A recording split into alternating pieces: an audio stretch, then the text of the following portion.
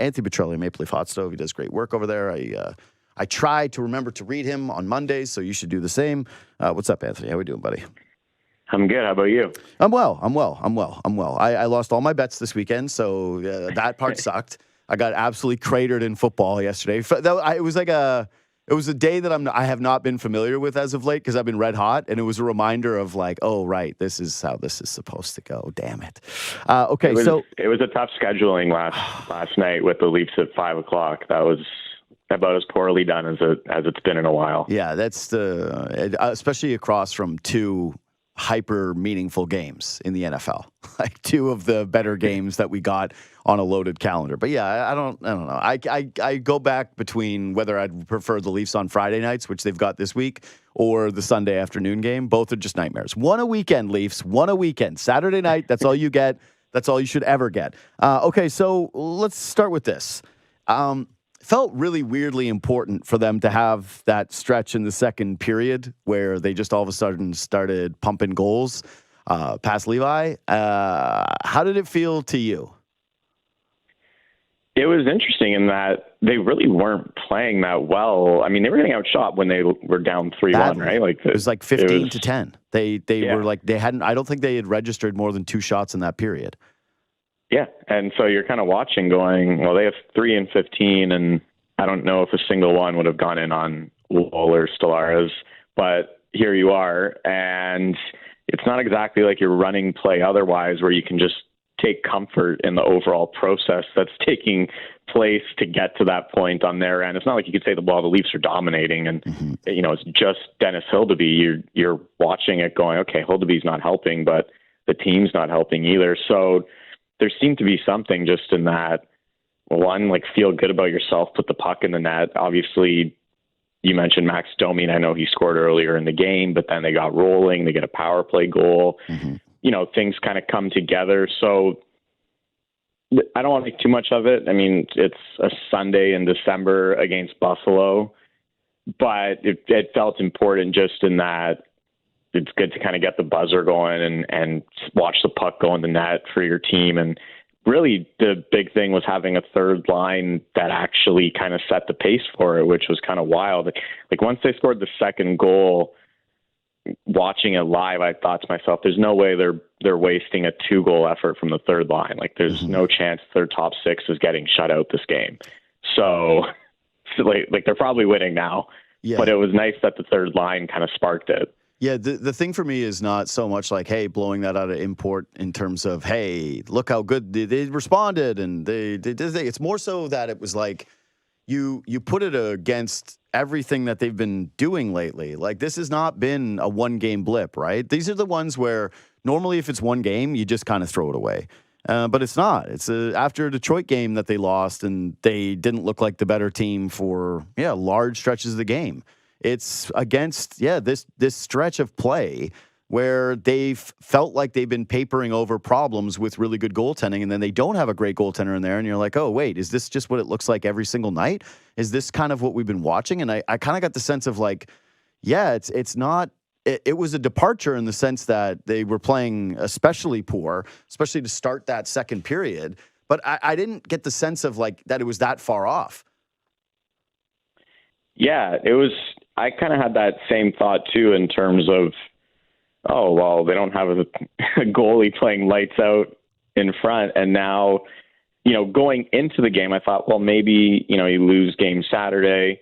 You have the backup in, or, it's a third stringer technically.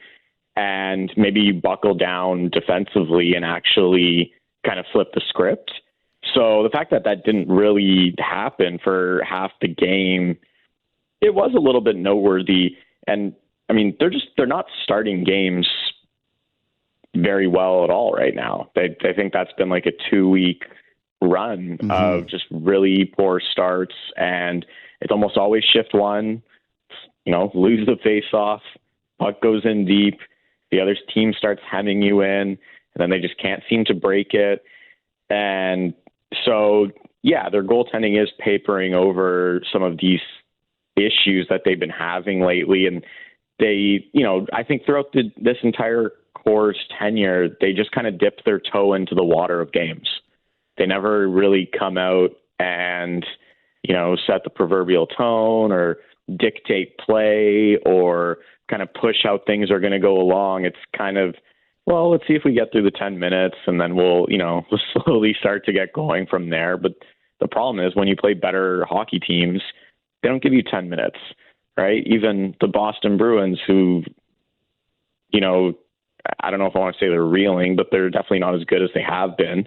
They still come out with something to start a game, or as we saw last year in the playoffs, or when they played Florida this year, and Florida comes in on the 4-game losing streak, and it was like first shift, Tkachuk runs McMahon, they take a penalty, they kill it off clean, Tkachuk runs someone else, and you're off to the races in that game. So yeah, they need to sort that out. And then, yeah, to your point of the overall game, it just didn't feel good for about half of it. And then once they got rolling, it kind of turned, and they were great after that, but too long to get there. Dude, this is one of the things, I'm glad you nailed it or you touched on it, because I've got it in my notes, and I've got it, and there's something that I would have really hit on had I done Leafs talk last night.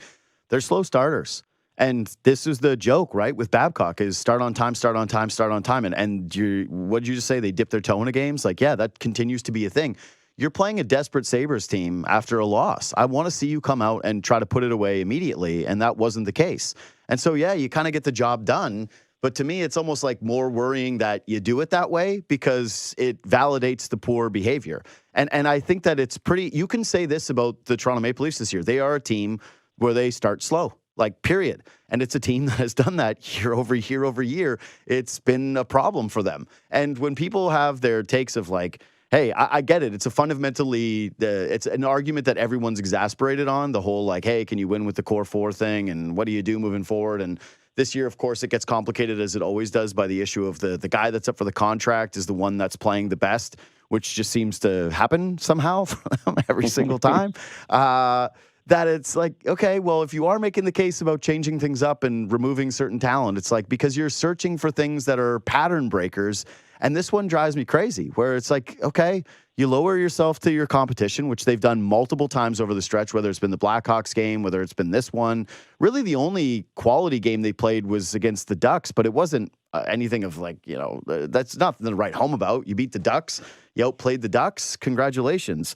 But like, I thought that this was a pretty telling quote from Jake McCabe. And this was before the game, by the way. This was before the game, should be noted. He said, quote, "We're just looking for a good 60 minutes. We haven't really put together a 60-minute hockey game in a while that we've been proud of," end quote. So it's like, yeah, well, when you try to go do that is against a terrible Buffalo Sabres team, and it took you a period and a half to get into it.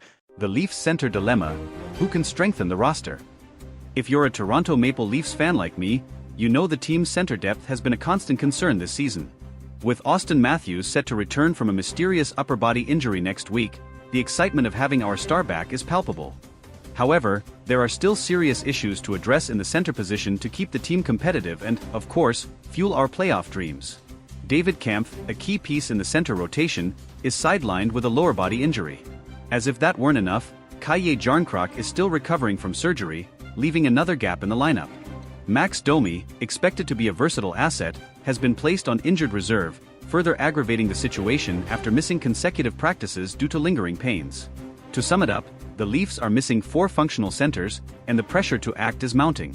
James Myrtle, a respected Leafs analyst and contributor to The Athletic, highlighted a series of potential trade targets to address this dilemma during his appearance on the J.D. Bunky's podcast. Among the names mentioned, 2 stood out: Nick Jugstad and, for the nostalgic fans, a possible reunion with Ryan O'Reilly. Jugstad seems to be Myrtle's favorite, and for good reason.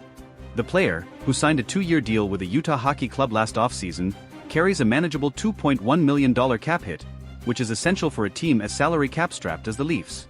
Additionally, standing at 6 feet 6 inches and weighing 205 pounds, he would bring not only physicality but also consistent offensive contributions. Jugstad is the most viable option for the Leafs right now, Myrtle stated on the podcast. And he's right. Experienced and versatile, Jugstad has played for several teams, including the Florida Panthers, Pittsburgh Penguins, Minnesota Wild, and Edmonton Oilers, and could quickly adapt to the Leafs' dynamic. With an affordable contract and a solid track record, he offers a practical solution without sacrificing too many future assets. However, it's impossible to ignore the possibility of a Ryan O'Reilly return. Yes, we know he chose the Nashville Predators last summer in search of a quieter environment, but the Leafs management still holds him in high regard. The 2019 Stanley Cup winning captain with the St. Louis Blues is precisely the type of player any contender would love to have on their roster. However, the cost of bringing him back would be steep, both in terms of trade assets and cap space adjustments, as Nashville or a third team would need to retain part of his salary. I don't think the O'Reilly scenario is entirely out of reach, Myrtle said, showing that there's optimism within the organization. However, there are doubts about how much it's worth investing in a 33-year-old player, even with his impeccable credentials. Meanwhile, cheaper internal options like Steven Lorentz, Connor Dewar, Pontus Holmberg, and Fraser Minten have been mentioned. But let's be honest, these names might serve as short-term stopgaps, but they're far from offering the stability and impact the team needs. The pressure is all on GM Brad Treliving. He knows that despite the Leafs' solid performance so far, the center position is crucial to sustaining any championship aspirations. With the trade deadline approaching, Treliving has likely intensified his efforts to finalize a deal. And we, the fans, are eagerly awaiting good news. For now, all we can do is trust that the team can weather this tough phase and hope a solution, whether it's Bjugstad, O'Reilly, or another name, arrives before things spiral out of control. After all, as we all know, the Leafs don't have the luxury of wasting another season with a promising but incomplete roster. The time to act is now. The Leafs center dilemma, expanding on the potential solutions. The Toronto Maple Leafs, amidst another promising yet tumultuous season, face one of their most pressing challenges, addressing a depleted center lineup that threatens to derail their momentum. While the return of Auston Matthews is a beacon of hope, the broader picture remains dire, requiring urgent action from the front office. With Kampf, Jarnkrok, and Domi sidelined, the team's depth has been stretched thin. The immediate impact is clear on both ends of the ice. Defensively, the Leafs are struggling to suppress opposing top lines without reliable two-way centers. Offensively, puck distribution and power play setups have been less dynamic, as the makeshift lineups lack the same chemistry. This imbalance underscores the necessity for reinforcements. Nick Bjugstad, as highlighted by James Myrtle, presents the most realistic trade option. His affordable contract and towering physical presence align perfectly with the Leafs' needs. Beyond his imposing stature, Bjugstad brings versatility. He can play both center and wing, a flexibility that would allow head coach Sheldon Keefe to adjust the lineup dynamically. However, acquiring Bjugstad isn't without complications.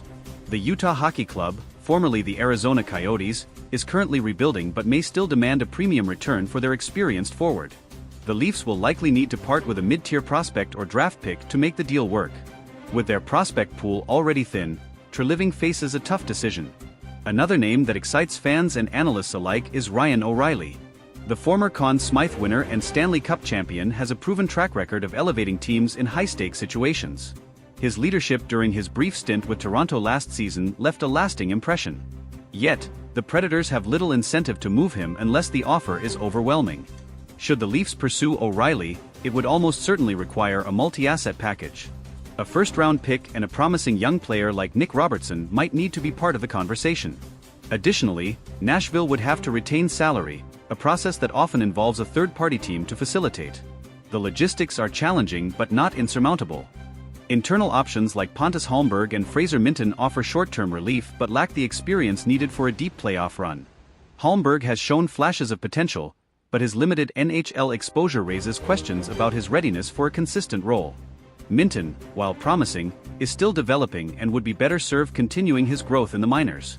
A wild-card option could be exploring European leagues or waiver claims to unearth an overlooked talent. Teams like the Vegas Golden Knights and Colorado Avalanche have found gems in unconventional ways, and the Leafs scouting department may need to cast a wider net to uncover an affordable, immediate solution. Another factor complicating the Leafs' decisions is the looming salary cap crunch. With Matthews' extension set to kick in soon, Toronto must be mindful of every financial commitment. Adding a high-priced center now could limit flexibility during the off-season, forcing Treliving to juggle short-term needs against long-term sustainability. Trade timing will also play a pivotal role. Acting quickly could stabilize the team and prevent further slip-ups in the standings, but it may come at the cost of negotiating leverage. Alternatively, waiting closer to the deadline could yield better deals as selling teams grow more desperate. The risk, however, is enduring several more weeks of uncertainty. Sheldon Keefe's role in navigating this storm can't be overstated. His ability to extract maximum effort from an injury-riddled lineup will be crucial. Keefe has already experimented with unconventional line combinations, but the lack of true centers limits his tactical options. A new acquisition would provide the stability he needs to implement a more structured game plan. The Leafs locker room has remained resilient through adversity, with veterans like John Tavares and Morgan Rielly stepping up as vocal leaders. However, even their efforts may not be enough to overcome the absence of key personnel. Reinforcements are not just a luxury, they're a necessity. For fans, the anxiety is palpable. After years of playoff heartbreak, this season feels like another chapter in the saga of unmet expectations. Yet, there's cautious optimism. The team has shown glimpses of brilliance, and the addition of a solid center could be the missing piece that transforms them from contenders to genuine threats. As the trade rumors swirl, one thing is certain: the next few weeks will be critical in shaping the Leafs season. Whether it's Bjugstad, O'Reilly, or an unexpected name, the decision made by Brad Treliving and his staff could define not just this campaign, but the team's trajectory for years to come. For now, we wait, hopeful that the Leafs will seize the moment and finally deliver on their immense potential. Will the Leafs make their move? As the speculation intensifies, the Leafs fan base is holding its collective breath, waiting for signs of a breakthrough.